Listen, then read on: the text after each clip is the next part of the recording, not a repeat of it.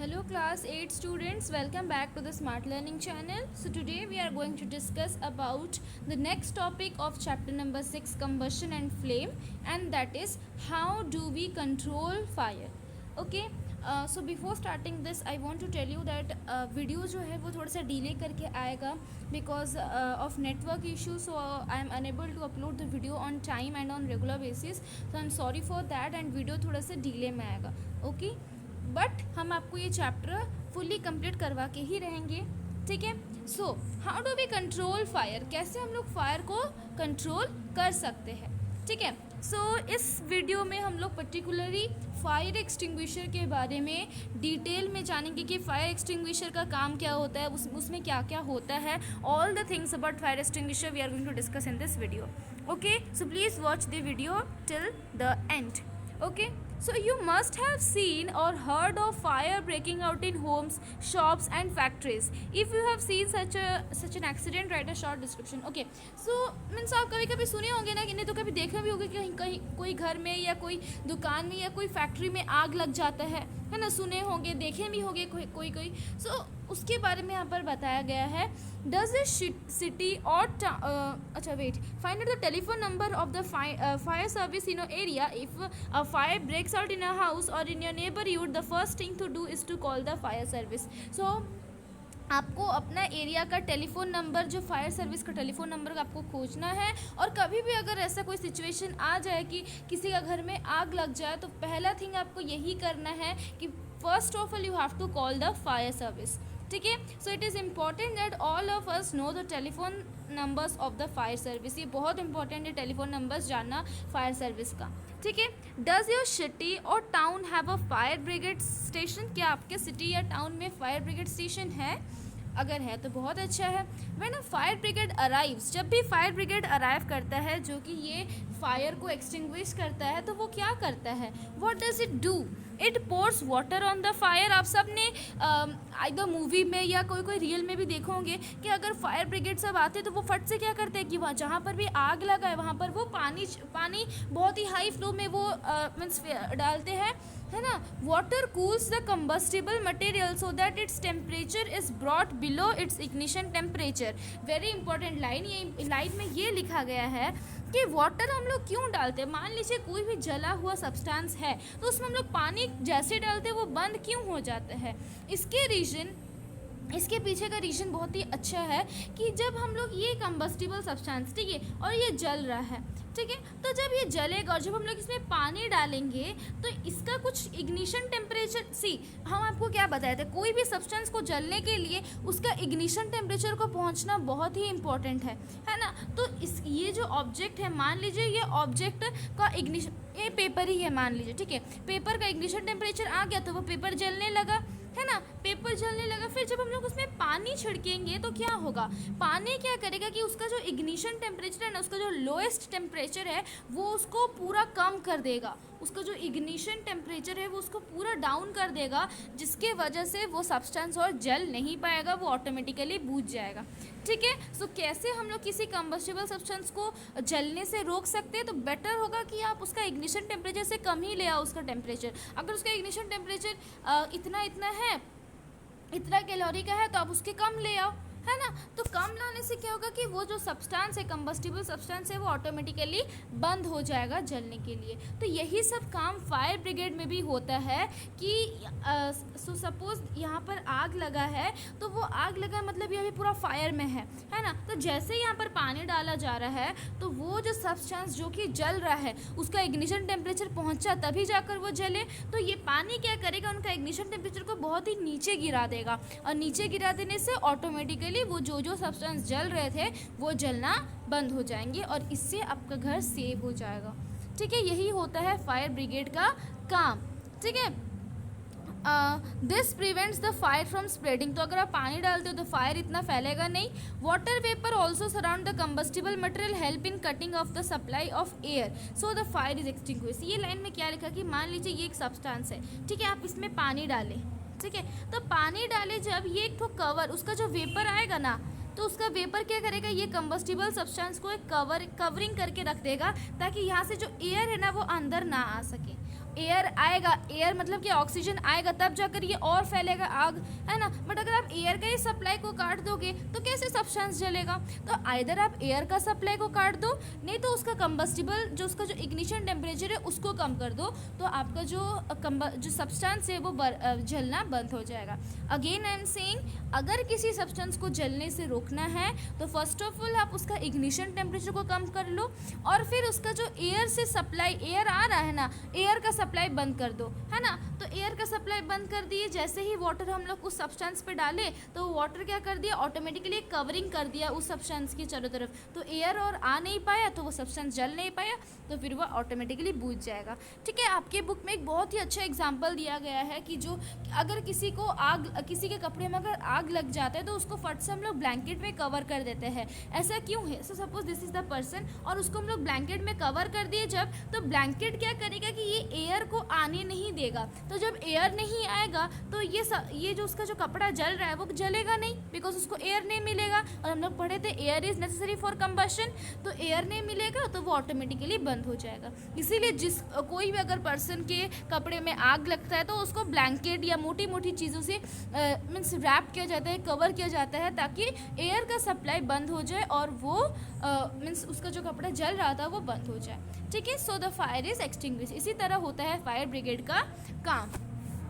You have learned that there are 3 essential requirements for producing fire। अभी जो मैं आपको बताया कि 3 essential requirement है किसी भी फायर होने के लिए। 3 essential मीन्स रिक्वायरमेंट है, फ्यूल, एयर और heat, that is ignition temperature. So fuel जो कि जल रहा है वो सब्सटेंस को हम लोग फ्यूल बोलेंगे, एयर मतलब ऑक्सीजन और हीट मतलब इग्निशन टेम्परेचर, है ना। तो fire can be controlled by removing one और मोर ऑफ दिस रिक्वायरमेंट। जो कि हम आपको अभी बताए वो पूरा यहाँ पर डिट्टो लिखा गया है कि अगर आप फायर को बंद करना चाहते हो तो आइदर आप वो सब्सटेंस को ही हटा लो, नहीं तो एयर का सप्लाई बंद कर दो, नहीं तो उस सब्सटेंस का जो इग्निशन टेम्परेचर है ना, इग्निशन टेम्परेचर का पूरा नीचे ले आओ। तो ये तीनों में से आप कोई भी अगर एक सब्सटेंस को बाहर निकाल लेते हो तो ऑब्वियसली वो सब्सटेंस जलना बंद हो जाएगा। ठीक है, मान लीजिए ये सब्सटेंस जल रहा है ना, और यहाँ पर आप एयर का सप्लाई काट दिए, है ना, तो ये सब्सटेंस नहीं जलेगा। ठीक है, मान लीजिए एयर का सप्लाई काट लिए, अब मान लीजिए इसका इग्निशन टेम्परेचर का बहुत नीचे डाल दिए तो भी ये नहीं जलेगा, है ना। और इस सब्सटेंस को ही आप हटा लो तो भी नहीं चलेगा। तो ये तीनों जो है फ्यूल, एयर और हीट, ये तीनों में से अगर आप किसी एक चीज़ को भी निकाल लेते हो ना तो वो सब्सटेंस नहीं चलेगा। ये तीनों इंटरडिपेंडेंट है। ठीक है, so the job of a fire extinguisher is to cut off the supply of air or to bring down the temperature of the fuel or both। तो ये लाइन को अंडरलाइन कीजिए कि फायर एक्सटिंग्विशर का काम क्या है कि वो एयर का सप्लाई को बंद कर दे और वो जो जल रहा है, वो फ्यूल जो जल रहा है उसको उसके टेम्परेचर से नीचे ला जाए।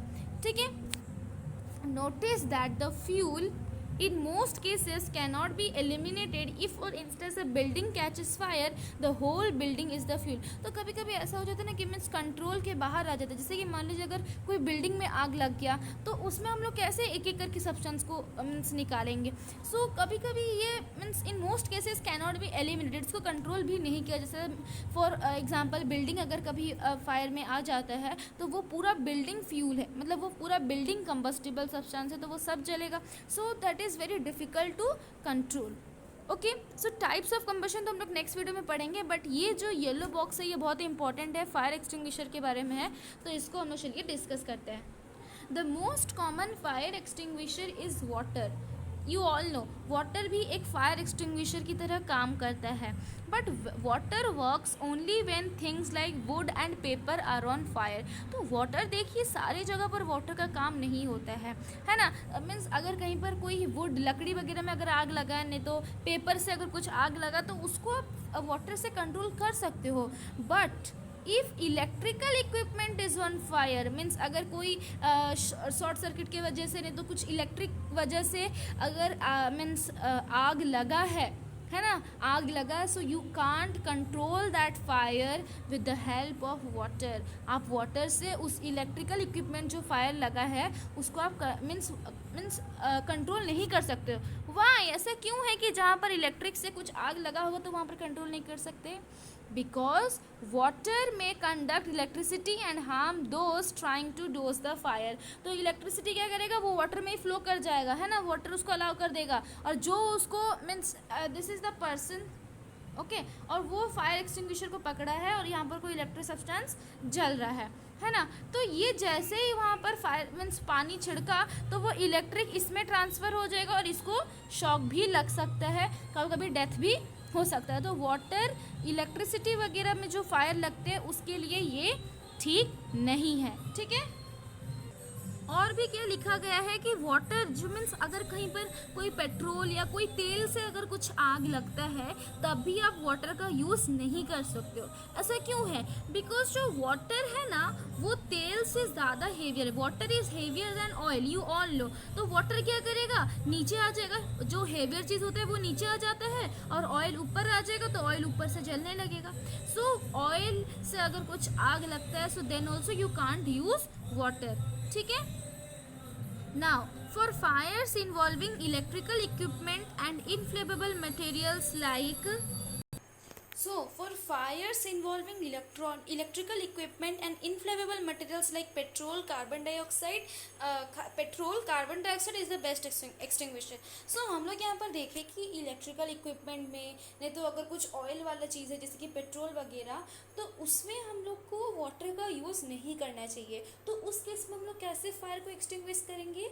सो in that case there is one extinguisher जिसमें कि कार्बन डाइऑक्साइड प्रेजेंट होता है। कार्बन डाइऑक्साइड काम आता है इसी केस में, अगर कहीं पर इलेक्ट्रिकल इक्विपमेंट में आग लगा हो, नहीं तो इनफ्लेमेबल मटेरियल जो कि फट से आग को पकड़ लेगा उनमें कुछ आग लगा हो, सो कार्बन डाइऑक्साइड का we can use as a best extinguisher, ठीक है। तो क्यों हम लोग कार्बन डाइऑक्साइड का यूज़ करेंगे? Because carbon dioxide being heavier than oxygen, carbon dioxide जो होता है ना वो ऑक्सीजन से हेवियर होता है, तो वो क्या करेगा, covers the fire like a blanket. Since the contact between the fuel and oxygen is cut off, the fire is controlled.